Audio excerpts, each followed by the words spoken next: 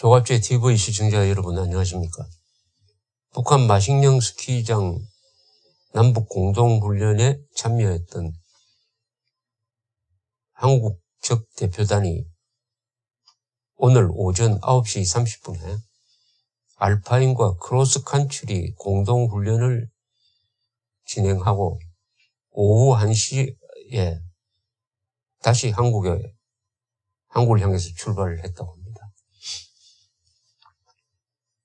이 대표단은 돌아오는 길이 이렇습니다. 마식령 스키장에서 자동차를 타고 원산 갈마 비행장으로 가서 거기서 아시아나 전세기를 타고 오후 5시 15분쯤 강원도 양양국제공항에 도착한답니다. 그러면은 공동훈련을 어떻게 했느냐 하면은 공동훈련 남북한 선수들이 공동훈련한 시간은 한 2시간 정도였다고 합니다. 2시간. 그럼 2시간 훈련하기 위해서 비행기를 타고 왔다 갔다 한 이틀을 소비를 했습니다. 한 40시간 소비해가지고 2시간 훈련했답니다. 첫째 날은 어제죠. 어제 날은 훈련이 아니고 그냥 자기 마음대로 스키를 타는 이른바 자유스키를 했다고 하는군요. 국가대표 상비군과 청소년 대표로 구성된 우리 스키 선수는 24명이었습니다. 기자들이 또 많이 탔죠. 이 항공 전세기에는 남북협력기금 9천만 원이 들었다고 합니다. 문제는 미국이 북한에 대한 제재에 걸리니까 아시아나 항공이 6개월 동안 미국에 들어갈 수 없게 되는 그 조항을 풀기 위해서 출발 직전까지 한국과 미국이 협의를 해가지고 미국이 봐주기로 하고 갔다고 합니다. 그러지 않았으면 아시아나 항공 완전히 망할 뻔했습니다. 6개월 동안 미국에 수용하지 못하면 어떻게 되겠습니까? 여기서 우리가 이런 것은 시간만 낭비한 게 아니라 이런 게 너무나 많습니다. 태극기를 표시하지 않고 갔습니다. 태극기가 없어져 버렸습니다. 그리고 김정은이가 약 3억 달러를 들여서 만든 그러나 사람들 별로 오지 않는 이 적자투성이의 이 노예노동에 의한 스키장을 홍보해주는 도우미 역할을 했습니다. 도우미 역할.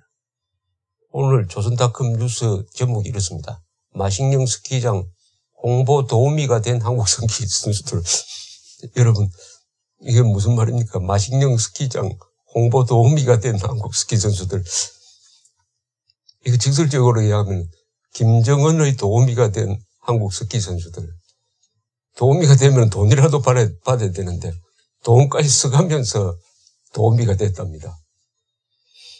무슨 이런 일도 있는지 모르겠습니다. 또 이걸 통해서 북한에 대한 미국의 제재, 대북 제재에 일단 구멍을 내는 데는 성공을 했습니다. 이게 오래 가지는 않겠죠. 곧 막혀버리겠죠. 그 구멍을. 한미동맹 강화를 해야 되는데 거기에 전적으로 도움이 되지 않았습니다. 무엇보다도 문재인 정권의 도덕성에 큰 허물을 냈습니다. 민주투사들은 자기들이 가장 도덕성이 있다고 하는데 아니 민주투사가 중심이 된 정권이 독재자, 독재자의 노예노동에 의한 이 초호화판, 북한으로는 초호화판 시설, 북한의 최고 특권 개혁을 만들 수 있는 이 시설을 민주정부가 홍보를 해줬다면 그 민주정부는 자유민주정부가 아니겠죠. 다른 민주정부겠죠. 도덕성도 망가지고 국가 체면도 말이 아니고 한미동맹도 강해지지 못하고 더구나 국제적으로 이 웃음거리입니다. 지금 유엔은 김정은 정권을 북한 인권탄압과 관련해가지고 반인류 범죄 집단으로 봅니다.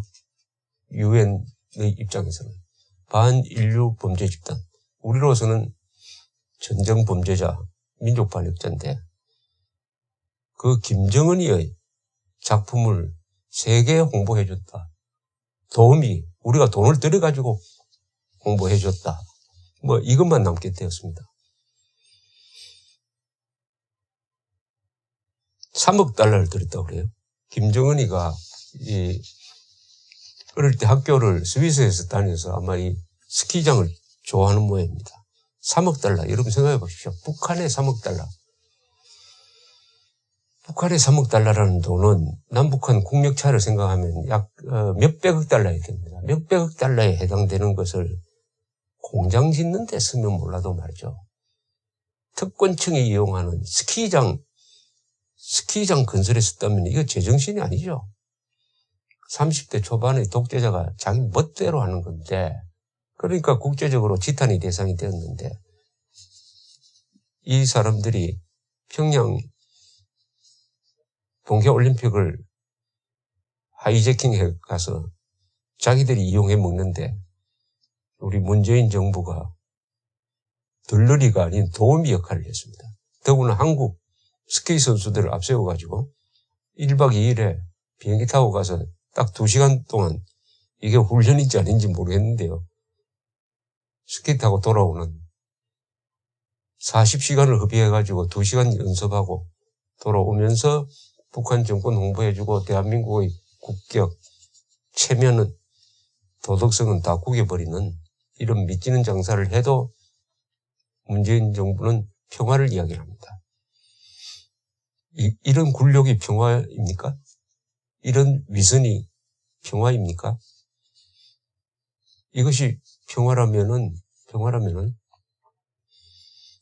고종이 일제에 압박해가지고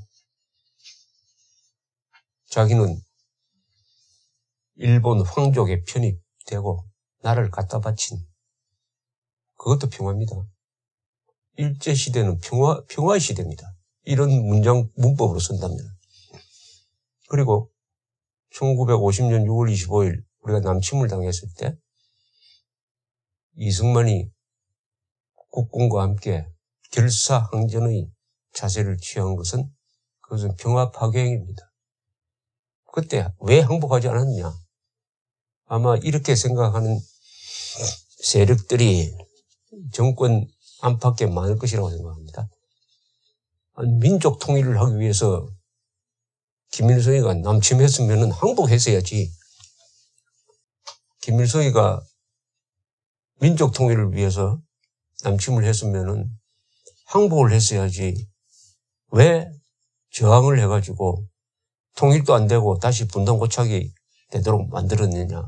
이렇게 이승만 그리고 국군 그리고 미국은 그 민족 통일을 방해한 자로 욕하는 사람들이 바로 주사파입니다. 주사파는 김일성주의자입니다. 그런 사람들이 평화를 이야기합니다. 그러니까 이승만이 평화를 깨고 북한의 남침에 저항했다. 반통일 세력이다. 이런 생각을 가지고 있는 사람들이 한국의 좌파 세력 중에 가장 극좌 세력인 주사파, 즉 김일성주의자들인 것입니다.